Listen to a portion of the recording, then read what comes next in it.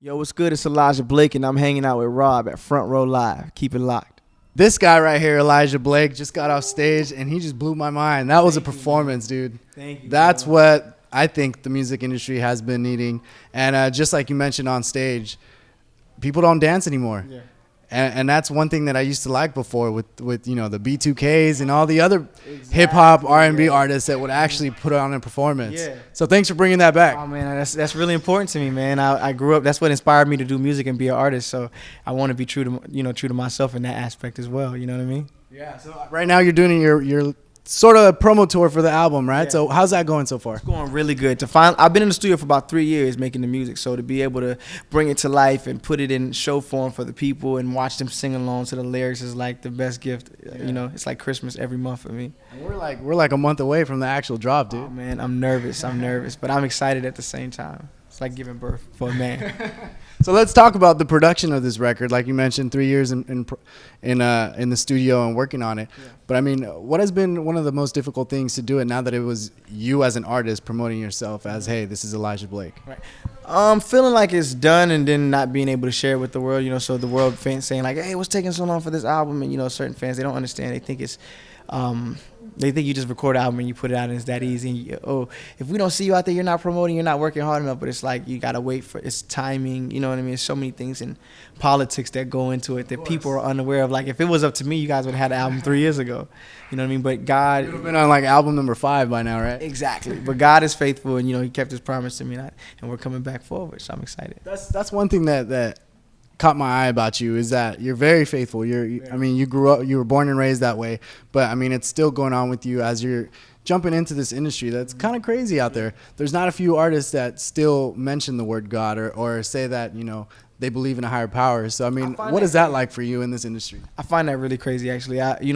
Maybe it's because I'm from the church, but I've never seen an industry or just a group of people where it's so common to not believe in God. It's like that's weird to me. Yeah. You know what I mean? I might be weird to them too, but it's weird. Like it's so popular to not believe in God. You know what I mean? Like when I grew up, if you were like the one person in the room who didn't believe in God, it was kind of like, you know what I mean? And whether, you don't necessarily have to believe in my God, just believe that there's a higher power. That's what I was raised upon. You know what I mean? I don't think, I'm not saying my God is better than your God is better than mine, but it just was, it's just uncommon for me to see a group that's so, it's the popular opinions and not believe in a higher power. So for me, I feel like this music industry is a war zone. And, where most people bring a gun to a war or a knife or a sword, I bring God with me. And I feel like that's my strongest weapon. I'm going to keep it with me, regardless of how unpopular that is for people. Okay, cool. Now let's jump into that debut single that's all over the place right now. Yeah. I Just Wanna. Yeah. Let me know about that record. Why did you choose to release that one first out of all your other tracks? All my other projects have been so emo and so like super.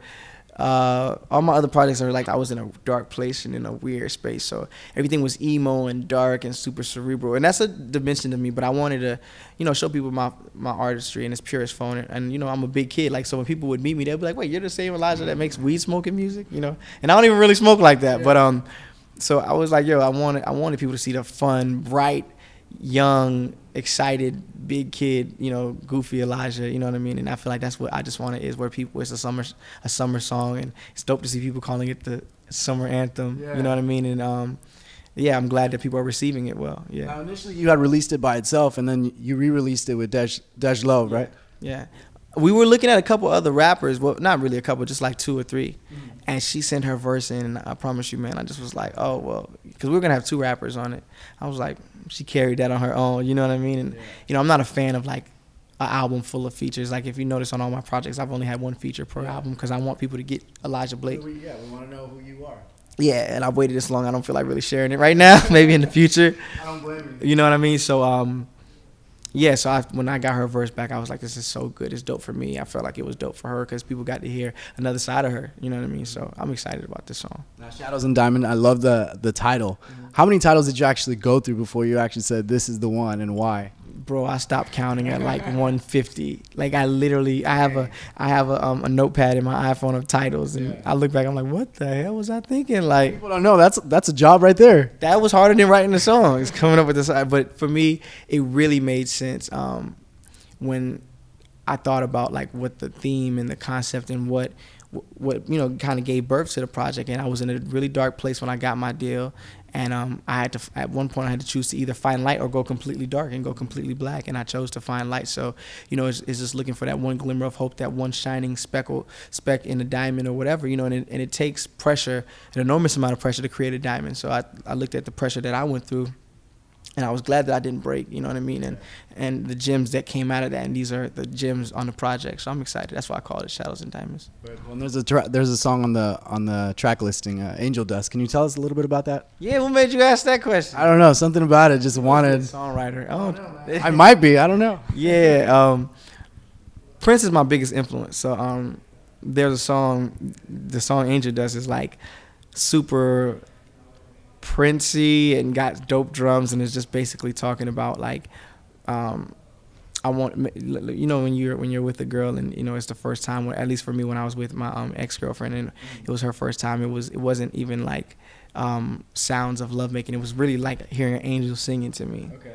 So I put it in song perspective, and I brought in a gospel choir at the end and took it to church. It's like, so that was even a big deal. Oh yeah, there's a full-on gospel choir at the end. I don't know why I did it, but I don't know why I asked, but that's awesome. I'm glad you asked that. I haven't been able to talk about that song yet, so I'm excited. Dang. Yeah. See, now, I mean, hopefully that's the next song you'll drop. Yeah. There's another one that we're dropping called Uno. Okay. That I think you'll like as much as Angel Dust. I'm really excited about that. That's the next single for sure. Okay, and as you mentioned a little bit about Prince right now, you don't end there. I mean, you go from hip hop, you go to a lot of major genres, especially I believe you mentioned Bono or even Coldplay before, right? Those are my two greatest influences. Like Bono, Coldplay, and Prince actually are like my three greatest influences. So, to be able to have worked with Bono is like an amazing thing. And it wasn't even firsthand. He heard a song, and I think Swizz Beatz played for him, and he sung it word for word. That right there was a validation enough for me. So it makes it easier when you read certain things about yourself online that are not so pleasant. And you be like, I don't care what y'all say. Bono sung my song word for word.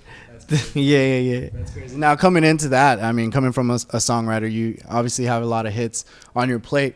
But coming into your record now, I mean, what did those hits teach you as far as, what's in a hit, what's in a single, what should you do, what should you not do?